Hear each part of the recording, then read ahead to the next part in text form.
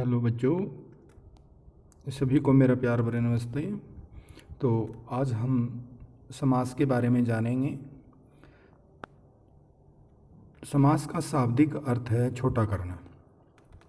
दो या दो से अधिक शब्दों के सार्थक मेल से नया शब्द बनाने की प्रक्रिया को समास कहते हैं। इस प्रक्रिया में शब्दों के बीच के कारक चिन्हों व अन्य पदों का लोप करके नए शब्द बनाए जाते हैं। यानी लोप का मतलब वो गायब होना। लोप का मतलब होता है गायब होना। जैसे उदाहरण के रूप में नीचे दे रखा है भाई और बहन। अब भाई बहन यानी बीच में योजक चिन्ह का प्रयोग किया गया है। चंद्रमा के समान मुख वाली चंद्रमुखी। मंत्री का आलय मंत्रालय। अब इसमें का और के समान ये जो शब्द है वो क्या हो रहे हैं, लुप्त हो रहे हैं। कुछ महत्वपूर्ण तथ्य हैं। समास द्वारा बनाए गए शब्दों को समस्त पद कहा जाता है। समस्त पद के पहले पद को पूर्व पद तथा दूसरे पद को उत्तर पद कहा जाता है। पूर्व पद का मतलब होता है प्रथम पद, और दूसरे पद यानी उत्तर पद होता है उसमें द्वितीय पद।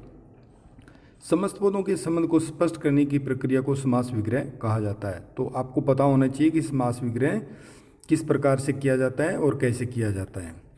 समास में दो शब्दों का मेल होता है, जबकि संधि में दो वर्णों का मेल होता है। हम अमूमन ये गलतियां कर देते हैं कि समास और संधि में अंतर स्पष्ट नहीं कर पाते हैं, तो इनको आपको ध्यानपूर्वक देखना है। समास और संधि में काफ़ी अंतर है। समास में दो पद होते हैं, एक पूर्व पद जो प्रथम पद कहलाता है, उत्तर पद द्वितीय पद यानी दूसरा पद कहलाता है। अब समास के प्रकार या भेद इसके कर लेते हैं। समास के 6 प्रकार होते हैं।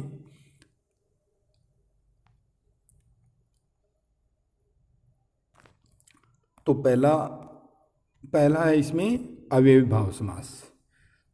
ठीक है, तो अव्ययी भाव समास के बारे में जान लेते हैं। सबसे पहले इसकी परिभाषा क्या है।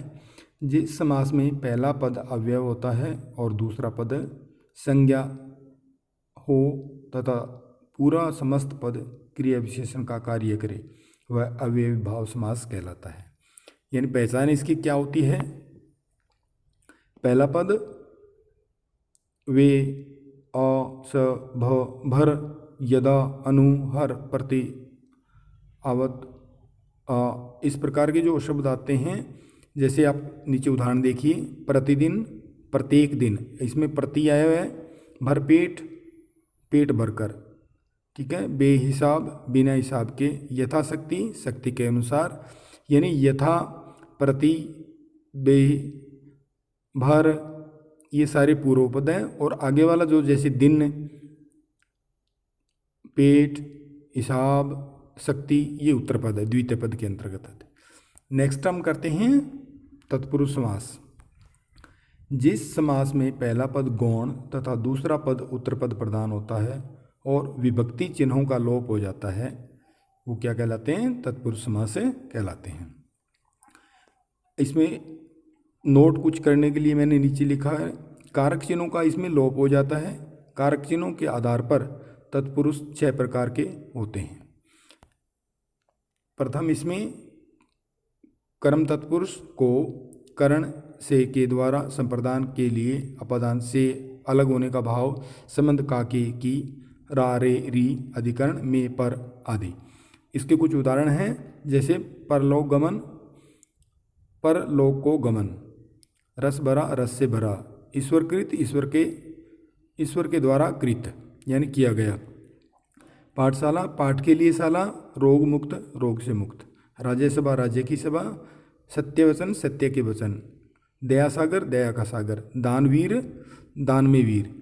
अब इसमें अब थोड़ा सा ध्यान से देखिए, जो हमने पिछले कक्षा में पढ़ा था, जो कारक होते हैं, कर्ता ने कर्म को करण से संप्रदान के को लिए अपादान से अलग होना, संबंध का के री रा रे री, अधिकरण में पेपर, ये जो इसमें जो आगे जो को आ रहा है, से आ रहा है, के द्वारा आ रहा है, के लिए आता है, से आता है, ये सारे शब्द होते हैं, वो क्या होता है, इसमें हट जाता है, इनका लोप हो जाता है। कर्मधारय समास। जिस समास में पहला पद विशेषण प्रधान तथा दूसरा पद विशेष्य या उपमान उपमेय का संबंध हो, कर्मधारय समास होता है। इसकी पहचान, इसमें के समान है जो रूपी शब्दों का लोप हो जाता है। ठीक है, तो नेक्स्ट इसके उदाहरण कर लेते हैं। जैसे नील कमल, विशेषण नीला है जो, नील कमल, नीला है जो कमल, या नील गगन, नीला है जो गगन। महात्मा, महान है जो आत्मा। नेक्स्ट क्रोधाग्नि, क्रोध रूपी अग्नि। कमल नयन, कमल के समान नयन। अब इसमें देखो किन किन चीज़ों का लोप हो रहा है जो, रूपी, के समान, ये शब्दों का लोप हो रहा है। नीचे कुछ अन्य उदाहरण भी दिए गए हैं।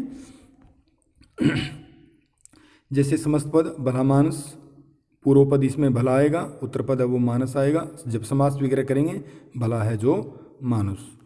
नील गाय, नील पूर्व पद आ जाएगा, उत्तर पद है वो गाय आ जाएगी, और समास वगैरह करेंगे तब नीली है जो गाय। तो ये सारे किसके हैं? तत्पुरुष समास के उदाहरण हैं, कर्मधारय समास के उदाहरण हैं। द्विगु समास, जब समस्त पद का पहला पद संख्यावाची हो तथा दूसरा समूहवाची हो उसे द्विगु समास कहते हैं। यानी प्रथम संख्या, यानी संख्याएं कौन कौन सी होती है? 1 2 3 4 5 6।